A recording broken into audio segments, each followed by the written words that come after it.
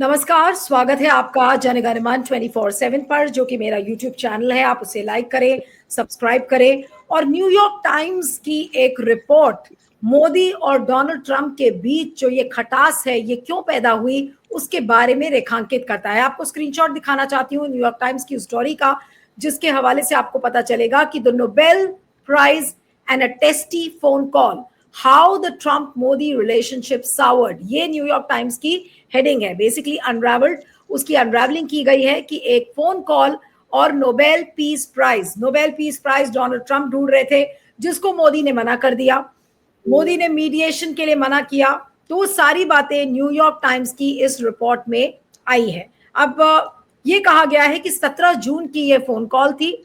और citing interviews in New Delhi and Washington, New York Times reports that during a 35 minutes phone call on 17 June, 35 minute की ये 17 जून की phone call थी, जो कि Trump ने मोदी से कहा how proud he was of ending the military escalation and mentioned that Pakistan was going to nominate him for the Nobel Peace Prize. The not so subtle implication, according to people familiar with the call, was that Mr. Modi should do the same. यानी कि Donald Trump ने ये hint किया मोदी को कि देखिए, मेरे मध्यस्थता से इतना बड़ा मिलिट्री एस्केलेशन वो पीछे हट गए। और उसके बाद उन्होंने कहा कि देखिए, पाकिस्तान ने हमें नोबेल पीस प्राइज के लिए नॉमिनेट किया है, ऐसा आपको भी करना चाहिए। और according to the report, Modi replied the US involvement had nothing to do with the recent ceasefire and said that the matter was settled between India and Pakistan. Times says Trump largely brushed off the response and that Modi's refusal to engage on the Nobel became a turning point. यानी कि 35 minute के phone call में, जिसमें मोदी जी ने Donald Trump को मना किया कि वो नोबेल पीस प्राइज के लिए उनको नहीं नॉमिनेट करेंगे, उसके बाद से ये सारी चीजें बदल गई। और उसके बाद आपको याद होगा कि अगले दिन विक्रम मिस्री ने बड़ा सा एक रीड आउट पढ़ा था, और उस रीड आउट में उन्होंने कहा था कि India has never accepted mediation, does not and will never do so. अब White House did not acknowledge the call and Trump did not post about it. तो व्हाइट हाउस ने उसको एक्नॉलेज भी नहीं किया, ना ट्रंप ने उसको पोस्ट किया। और न्यूयॉर्क टाइम्स ने क्या लिखा है, and it is also the tale of an American president with his eye on a Nobel Prize, running smack into the immovable third rail of Indian politics, the conflict with Pakistan. ये New York times के quotes हैं। अब किस तरीके से operation सिंदूर के बाद G7 के कैंसिलेशंस हुए, उसके बाद आपने देखा कि ट्रंप ने टैरिफ को बढ़ा दिया, 50% कर दिया। और न्यूयॉर्क टाइम्स ने एक रिचर्ड एम रॉसो को कोट किया है, जो कि centre for strategic and international studies है। उन्होंने कहा है कि if this was a real change in policy in trying to squeeze Russia, Trump could have put his weight behind legislation that would have imposed secondary sanctions on countries that buy Russian hydrocarbons. The fact that they have uniquely targeted India says that this is more about than just Russia. The New York article further said that Trump, frustrated by the tariff negotiations, reached out to Modi several times, but the Indian leader did not respond to those requests. यानी कि मोदी को phone Donald Trump करते रहे, लेकिन उन्होंने respond नहीं किया। उसके बाद खटास और कहां आई है, न्यूयॉर्क टाइम्स ने उसके बारे में भी लिखा है। New York Times also points to tightening student visa rules, scrutiny of H-1B holders, deportations of undocumented Indians as compounding irritants for New Delhi. One Indian official described the cumulative pressure as gunda gardi, which the paper translated as bullying or thuggery. Trump, for his part, has continued to frame himself as a peacemaker. I won't get a Nobel Prize for stopping the war between India and Pakistan. He posted in June, no, I won't get a Nobel Prize no matter what I do. और जो press room moment था, the times recounts a tense scene in New Delhi during the May fighting, और उसके बारे में भी जिक्र है न्यूयॉर्क टाइम्स में। वो क्या है, minutes before Foreign Secretary Vikram Misri was due to brief reporters on a ceasefire, Trump flashed full and immediate ceasefire on Truth Social. Soon after, the paper says, the US Secretary of State announced India and Pakistan had agreed to start talks on a broad set of issues at a neutral site. An Indian official reacted when asked whose version to trust, do you believe me or Trump? अब फिलहाल अभी Donald Trump का कोई इरादा नहीं है कि वो इंडिया जाएंगे, लेकिन जिस तरीके से क्वाड की जो समिट होने वाली है, क्वाड समिट में भी वो नहीं आ रहे, ऐसा कुछ समझ में आ रहा है। तो ये जो पूरा जो खबर है ये न्यूयॉर्क टाइम्स की, ये आखिर मोदी और डोनाल्ड ट्रंप के बीच अब किस बात का संकेत करता है, उसकी बड़ी तस्वीर पर हम बात करेंगे। हमारे साथ Siddharth Sharma, independent media analyst है। सिद्धार्थ, आपका स्वागत है। Thank you so much for joining. और ये न्यूयॉर्क टाइम्स की रिपोर्ट को आप कैसे पढ़ेंगे? इसे मोदी की बहादुरी मानी जाए, या मोदी की लाचारी, या मोदी की मजबूरी? जी जी, ये न तो मोदी जी की लाचारी है, न मजबूरी है, और न ही ये उनका साहस है, न तो उनकी बहादुरी है। ये एक तरह से चूहा बिल्ली का खेल है, जिसमें कि ट्रंप साहब बिल्ली बने हुए हैं और हमारे प्रधान जी चूहे की तरह आगे आगे दौड़ के बचने की कोशिश करते हुए दिख रहे हैं। क्योंकि सबसे बड़ा आश्चर्य ये है कि ये दो व्यक्ति जिसका नाम यहाँ पे लिया जा रहा है, एक ट्रंप साहब और एक हमारे प्रधान जी, ये दोनों के बारे में दुनिया जानती है कि दुनिया भर का जो चीज नहीं भी हुआ है उसका भी जो क्रेडिट ये लोग खुद ले लेते हैं। सूरज भी पूरब में उगता है, उसका क्रेडिट भारत के प्रधान जी ले लेते हैं। ट्रंप जी भी दुनिया भर का क्रेडिट ले लेते हैं। तो इतना बड़ा सब कुछ का क्रेडिट लेने वाले दोनों एक दूसरे को माय डियर फ्रेंड डोनाल्ड बोलने वाले, वो बोलते हैं कि Modi is my dear friend. अगर वो एक छोटे से फोन कॉल के बारे में न तो भारत सरकार मान रही है कि जून 17 को उनसे बात हुई थी, और न ही ट्रंप साहब कह रहे हैं कि जून 17 को बात हुई थी, तो एक ऐसी चीज जो कि ये लोग खुद ही प्रचार करते हैं रोज सुबह उठ के कि मेरी उनसे सुबह सुबह बात होती है। भारत के प्रधान जी तो यहाँ तक कहते हैं कि अमेरिका के राष्ट्रपति के साथ मेरे तू तड़ाक के संबंध हैं। तो जो तू तड़ाक के संबंध के बारे में बोल रहा है, वो एक फोन कॉल को इतना छुपाने की कोशिश भारत की ओर से क्यों हो रही है? दूसरी तरफ ट्रंप साहब भी जो हैं, वो भी जो हर चीज में अपने आप को जो कूद पड़ते हैं, दुनिया भर के विषयों में जिस विषय में उनका लेना देना नहीं है उसमें भी कूद पड़ते हैं। वो आज तक ये उन्होंने क्यों नहीं कहा कि मेरी उनसे फोन पर बात हुई और उन्होंने इस तरह से मुझे झाड़ दिया? इसका मतलब ही ये है कि कहीं ना, लेकिन सबसे आश्चर्यजनक बात है कि क्योंकि ये न्यूयॉर्क टाइम्स में छपा है, तो न्यूयॉर्क टाइम्स सिर्फ अमेरिका का नहीं, दुनिया का जाना माना अखबार है। इसका मतलब है वो जो डाल रहा है, वो जो छाप रहा है, इसमें कुछ न कुछ तथ्य है। मुझे लगता है कि तथ्य ये है कि इसको आपको सिलसिलेवार देखिए कि आप, नीलू जी, होता यह है कि एक बार आप एक व्यक्ति एक दूसरे व्यक्ति को अगर हाँ बोल देता है, तो आधा दूर जाने के बाद ना नहीं बोल सकता। मैं अगर ट्रेन पे चढ़ गया, मान लीजिए मैं आगरा से ट्रेन पे चढ़ गया दिल्ली जाने वाली ट्रेन में, और वो नॉन स्टॉप ट्रेन है, तो बीच में वो ट्रेन रोक के मैं उल्टा वापस में अयोध्या के तरफ या इलाहाबाद की तरफ नहीं मुड़ सकता, वो ट्रेन उसी तरफ जाएगी। तो होता यह है कि आप एक बार किसी एक रास्ते पर चल देते हैं तो आप तुरंत रिवर्स गियर नहीं ले सकते। तो भारत के प्रधानमंत्री जी, हमें पता है ट्रंप साहब जिस समय इस बार दूसरी बार ये बने थे, राष्ट्रपति बने थे, तो उन्होंने नहीं बुलाया, लेकिन भारत के प्रधानमंत्री ने, भारत के विदेश मंत्री अमेरिका में गए, एक हफ्ता बैठे और किसी तरह से भारत के प्रधानमंत्री जी को अमेरिका के व्हाइट हाउस में इनवाइट करवाया। इसका मतलब पहला संकेत आपने ट्रंप साहब को दे दिया कि हमें आपसे मिलने की बहुत गरज है, हमें आपसे मिलने की बहुत उत्कंठा है, मुझे आपसे किसी न किसी तरह से मिलना है। ठीक है, ट्रंप साहब ने एक समय दे दिया, और 13 फरवरी को जो मीटिंग हुई, उस मीटिंग में ट्रंप साहब ने जो भी कागज, जो भी उनके मन में आया, वो सब कागज सामने कर दिया, और भारत के प्रधान जी ने उस पर हस्ताक्षर कर दिए। चाहे वो ये कहना था उसका, अमेरिका का, कि आप रशिया के बदले अमेरिका, भारत का सबसे बड़ा तेल निर्यातक अमेरिका बनेगा, भारत ने बोल दिया हाँ। अमेरिका ने बोला कि भारत में अमेरिका से बत्तख का मांस आएगा, भारत ने बोल दिया हाँ। अमेरिका ने बोला भारत को कि आपके यहाँ मवेशी का अचार हम भेजेंगे, हमने बोल दिया हाँ। तो दूसरी बार हो गया कि आपने हाँ बोल दिया। तीसरी बार सबसे आश्चर्यजनक बात यह है कि सीज फायर अगर भारत और पाकिस्तान के डीजीएमओ ने किया था, तो उससे पहले ट्रंप साहब को कैसे मालूम पड़ गया? अगर अनाउंसमेंट ट्रंप साहब ने किया और उसके बाद भारत सरकार की ओर से, भारत के प्रधानमंत्री जी की ओर से कहीं पर भी इसकी सार्वजनिक रूप से इसकी आलोचना कहिए या इसकी भर्त्सना कहिए या इसका क्रिटिसिज्म कहिए, उन्होंने नहीं किया ट्रंप साहब को कि आप ये झूठ बोल रहे हैं, इस तरह की बात आप नहीं कर सकते, तो तीसरी बार आपने ट्रंप साहब को एक मौका दे दिया। आप ट्रंप साहब को एक मैसेज दे दिए कि हाँ, आप जो कहेंगे हम करेंगे, आप जो कहेंगे हम करेंगे। अब आपने एक पैटर्न बना दिया कि ट्रंप साहब जो भी कहते हैं आप उसमें हाँ बोल रहे हैं। तो अगर ये 17 जून का कॉल हुआ होगा, तो कॉल में हुआ ये होगा कि ट्रंप साहब जो कह रहे हैं ना, ट्रंप साहब को हमें पता है नोबेल प्राइज की बहुत इच्छा है। उन्होंने कहा होगा कि ट्रंप साहब पहले तो हमारे भारत के प्रधान जी, उसके बाद एक दो बार कनाडा वगैरह में गए थे G20 की बैठक में, उस समय वापस आते समय ट्रंप साहब ने बुलाया तो वो मिले नहीं। ये भी प्रचार हो गया कि ट्रंप साहब फोन कर रहे हैं और भारत के प्रधान जी उनका फोन नहीं उठा रहे हैं। इसके बावजूद मुझे ये लगता है जो न्यूयॉर्क टाइम्स की खबर है, इस कॉल में हुआ ये होगा कि ट्रंप साहब ने बिल्कुल कहा होगा कि मुझे नोबेल प्राइज चाहिए और मैंने आपके और पाकिस्तान के बीच में शांति करवाई है।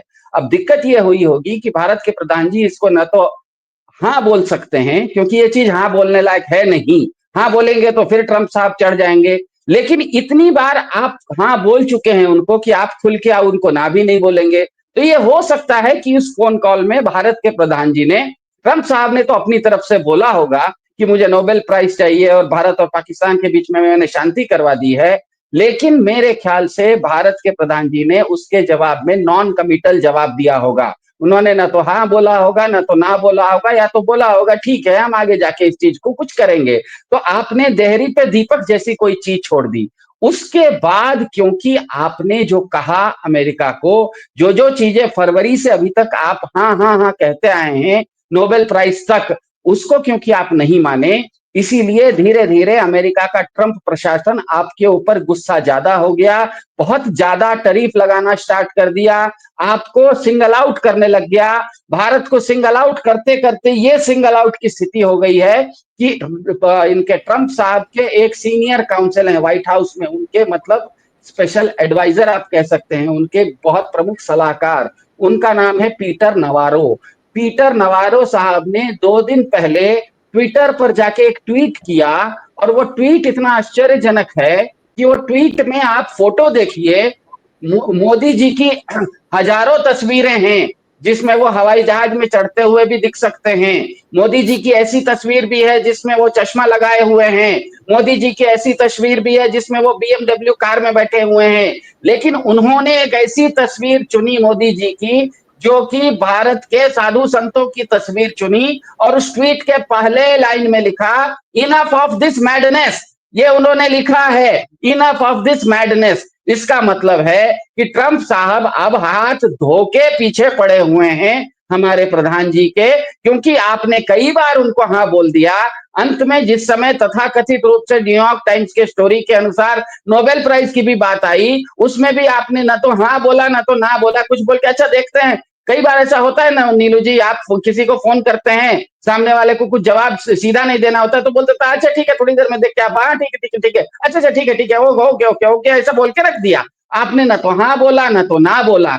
अब आपके ऊपर वो बंदा इतना गुस्सा आया हुआ है, इतना वो आपके साथ खार खाया हुआ है, इतना आपके साथ चिढ़ा हुआ है कि आपको हजारों फोटो इंटरनेट पे मौजूद हैं। आप किसी में बीएमडब्ल्यू कार में भी घूम रहे हैं, आप कहीं पर भाषण भी दे रहे हैं, आप कभी रेबैन का चश्मा भी पहने हुए हैं, आप कभी बुल्गारी का घड़ी भी पहने हुए हैं, आप बोइंग के हवाई जहाज में भी बैठे हुए हैं। लेकिन कैसा तस्वीर चुना है?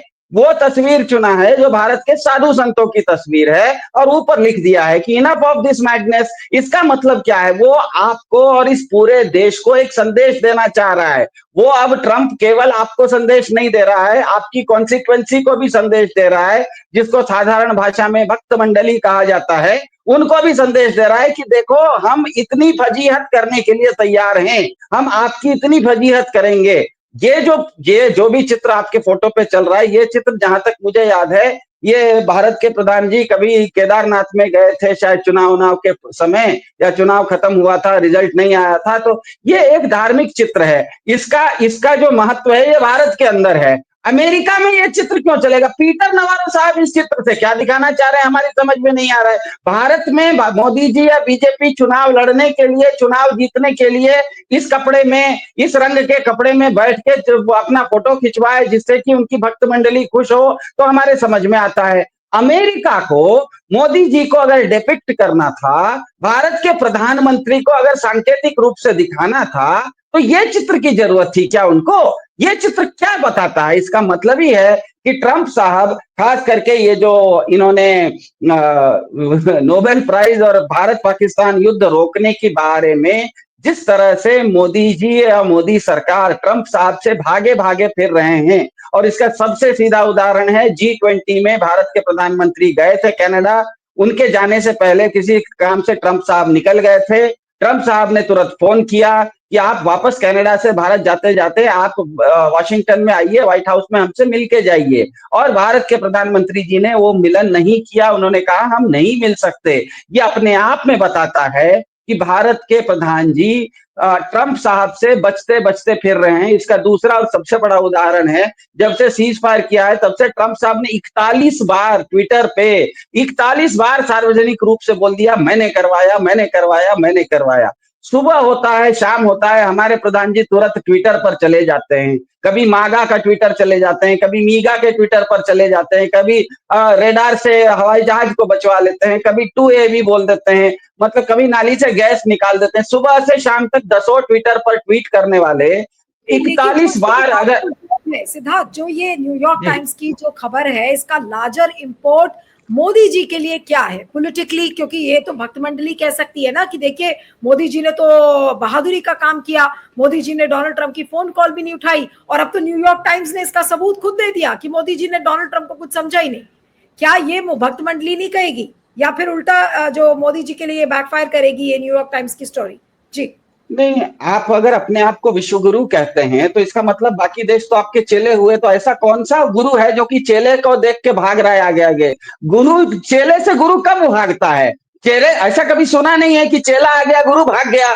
आप अगर अपने आप को विश्व गुरु कह रहे हैं, आप अगर कह रहे हैं कि अमेरिका के राष्ट्रपति के साथ हमारे तू तड़ाक के संबंध हैं, आप अगर कह रहे हैं कि दुनिया में कोई भी काम आपसे पूछे बगैर नहीं होता है, तो सामने वाला आपका चेला हुआ, वो आपको फोन कर रहा है कोई राय लेने के लिए, आप अगर फोन नहीं उठा रहे हैं तो ये बहादुरी हुई या भगोड़ापन हुआ? ये बहादुरी कहाँ हुई? ये किसी भी एंगल से कोई भी इसको बहादुरी नहीं बता सकता है। कल तक आप जो दुनिया को लाल आंख दिखाते थे, आप विश्वगुरु बने फिरते थे, दुनिया में पत्ता भी आपके पूछे बिना नहीं हिलता था, दुनिया के सारे लोग आप से राय मशवरा करते थे।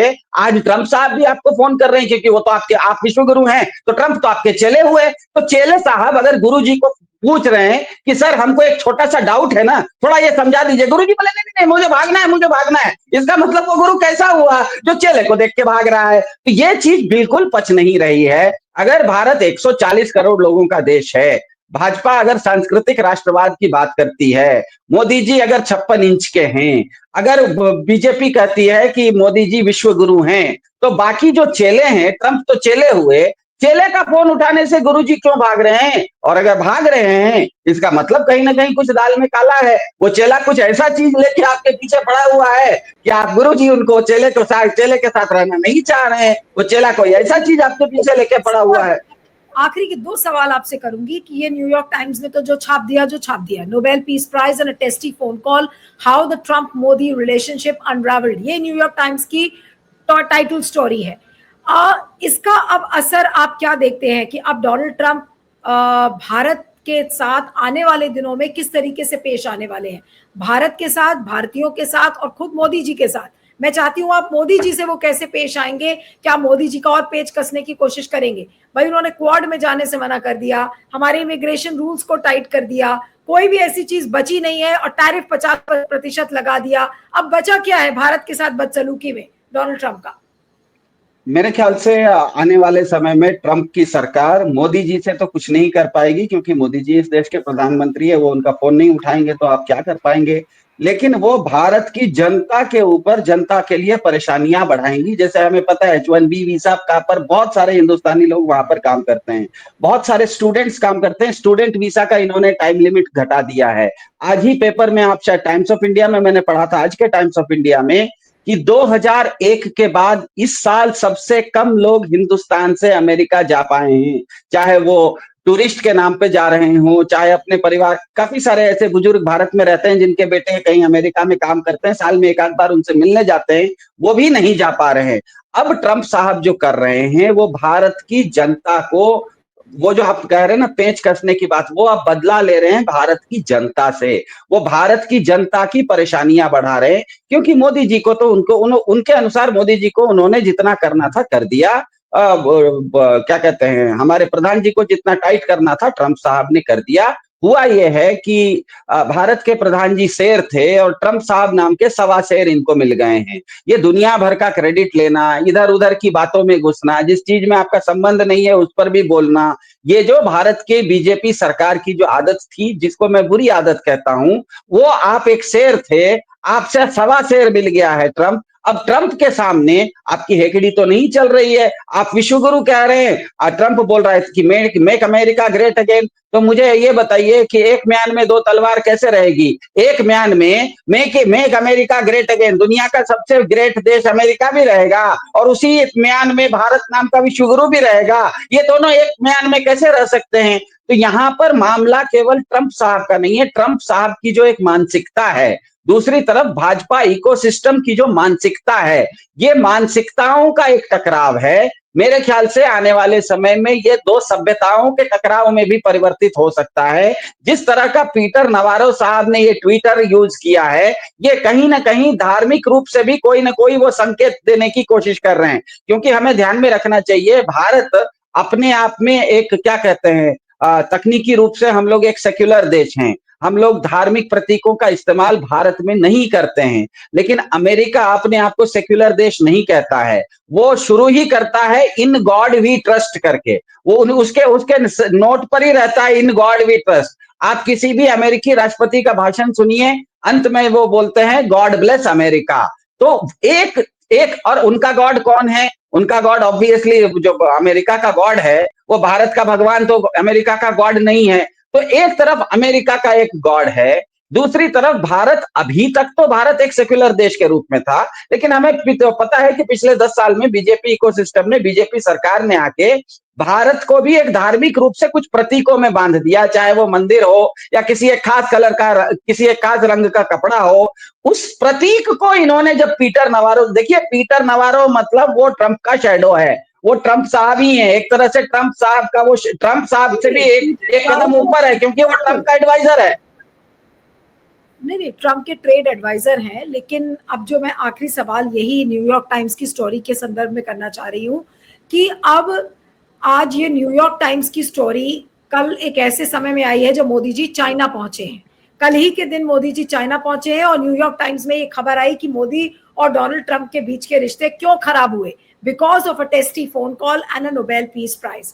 शी जिनपिंग इस खबर को कैसे देखेंगे? और क्योंकि अब मोदी जी बिल्कुल नतमस्तक हो चुके थे, Donald Trump, my dear Donald Trump कर करके उन्होंने ऐसा दिखाया ऑप्टिक्स अपनी दोस्ती का कि अब शी जिनपिंग भी क्या मोदी जी को बिल्कुल किस तरह से ट्रीट करेंगे? मुझे ये नहीं समझ में आ रहा है। ये जो इस खबर का असर है और जो जो भी गतिविधियां हैं, ये शी जिनपिंग कैसे देखेंगे और मोदी और शी जिनपिंग के बीच का रिश्ता कैसा होने वाला है?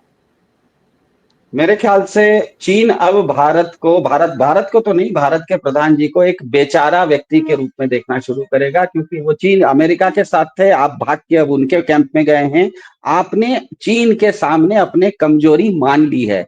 ये चीन वही है जिसको आप लाल आंख दिखाने वाले थे, ये चीन वही है जिसने कि 5 साल पहले गलवान में अपने चीन के सैनिकों ने हथौड़े में कटीला तार बांध के हिंदुस्तानी सैनिकों को पीटा था। ये चीन वही है जिसने अभी 2 महीना पहले ऑपरेशन सिंदूर में पाकिस्तान को फाइटर जेट भी दिए थे और मिसाइल भी दिए थे।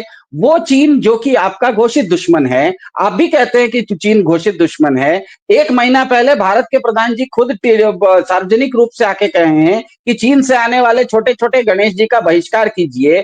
इतना सब करने के बाद आप अगर चीन से गलबहियां करेंगे तो चीन उसका संदेश यही लेगा कि आप चीन के सामने सरेंडर कर रहे हैं। आप कर रहे हैं या नहीं कर रहे हैं अलग बात है, चीन के लिए तो यही मैसेज है कि आप वहां नहीं रहे, आपके पास कोई दूसरा चारा नहीं है, आप इतने ताकतवर नहीं है कि खुद खड़े रह सकें। आप कभी ना कभी या तो आप अमेरिकी कैंप में अपने आप को दिखाना चाहते हैं या तो आप मेरे कैंप में आके बैठना चाहते हैं। आपका अपना कोई ऐसा वजूद नहीं है कि आपका एक थर्ड कैंप, अपना झंडा आप खुद बुलंद कर सकें। तो शी जिनपिंग जो है वो इस मामले को एक शिकारी के रूप में उसने एससीओ के नाम से एक बहुत अच्छा कबूतरों के सामने उसने दाना बिछाया है, उसके नीचे जाल है, ऊपर से वो दिखने में एससीओ है जो कि कबूतर का दाना है, नीचे से वो जाल है जिस जाल के अंदर भारत के प्रधान जी जाके फंस चुके हैं। अब इसके बाद होगा ये कि चीन भारत में डंपिंग करना शुरू करेगा। चीन के पास आज अमेरिका के साथ टैरिफ वार होने के चलते, सबको पता है अमेरिका के साथ टैरिफ वार हुआ है, तो चीन के बहुत सारे सामान अब अमेरिका में नहीं जा पा रहे हैं। दुनिया का सबसे बड़ा मैन्युफैक्चरिंग हब चीन है, चीन में सबसे ज्यादा मैन्युफैक्चरिंग होती है। अमेरिका सबसे बड़ा कंज्यूमर था क्योंकि अमेरिका के पास पैसा था, लेकिन ट्रंप साहब के टैरिफ नीति के चलते अमेरिका जो सामान चीन का नहीं जाएगा, लेकिन वो चीन में उत्पादन हो रहा होगा, उसको कहीं ना कहीं तो उसको डंप करना है। वो अब डंपिंग ग्राउंड बनेगा हिंदुस्तान, क्योंकि आप जाके सरेंडर कर चुके हैं। तो ये जो एससीओ नाम से ये दाना चुगने गए हैं, जिसको ये कह रहे हैं कि हमको रेड कारपेट वेलकम मिला है, तो रेड कारपेट वेलकम उनको नहीं। अब ट्विटर पर हम देख रहे थे कि जैसा जितना लंबा और चौड़ा रेड कारपेट वेलकम भारत के प्रधानमंत्री को चीन ने दिया, उतना ही लंबा और उतना ही चौड़ा रेड कारपेट उन्होंने पाकिस्तान के प्रधानमंत्री को भी दे दिया। तो अब आप बताइए कि 2-3 महीना पहले जिस चीन को हम कह रहे थे कि आप पाकिस्तान की मदद कर रहे हैं, आप मेरे दुश्मन देश को मदद कर रहे हैं, आप मेरे दुश्मन हैं, हम यहां तक कि आपके यहां से मिट्टी की बनी हुई चीजें भी, गोबर गणेश भी हम आपसे नहीं लेंगे। आप 1 महीना पहले कह रहे थे कि हम आपसे गोबर गणेश नहीं लेंगे, आज आप कह रहे हैं कि आप अपने देश का डंपिंग यार्ड हम आपको बनाएंगे। इससे बड़ा क्या सरेंडर हो सकता है? ये बिल्कुल सरेंडर है, क्योंकि इनके साथ दिक्कत यह है कि एक तरफ कुआं है, एक तरफ खाई है, एक तरफ ट्रंप साहब हैं, दूसरे तरफ शी जिनपिंग है। अब दो में से एक जगह इनको गिरना है। इनके पैर में आज इतनी ताकत नहीं है कि इस तरफ कुआं रहे, इस तरफ खाई भले रहे, लेकिन मैं बीच में आराम से खड़ा रहूं। वो तनके खड़ा होने के लिए आपके पैर, आपके अंदर का उत्साह, आपके अंदर का मनोबल इतना स्ट्रांग होना चाहिए, आपके पैर इतने मजबूत होने चाहिए कि एक तरफ कुआं भले रहे, एक तरफ खाई भले रहे, लेकिन मैं बीच में खड़ा होने के लिए मेरे पैर में दम होना चाहिए। लेकिन इनका पैर क्योंकि डुलमुल नीति में है, इनके पैर में खुद ताकत नहीं है, इसीलिए ट्रंप के गड्ढे में गिरने से बचने के लिए उधर ट्रंप के गरम तवे से कूद के ये चीन नाम के खौलते हुए तेल में जाके गिर रहे हैं। यही बात हो रही। चलिए, आपका बहुत बहुत शुक्रिया Siddharth, thank you so much for joining. Thank you.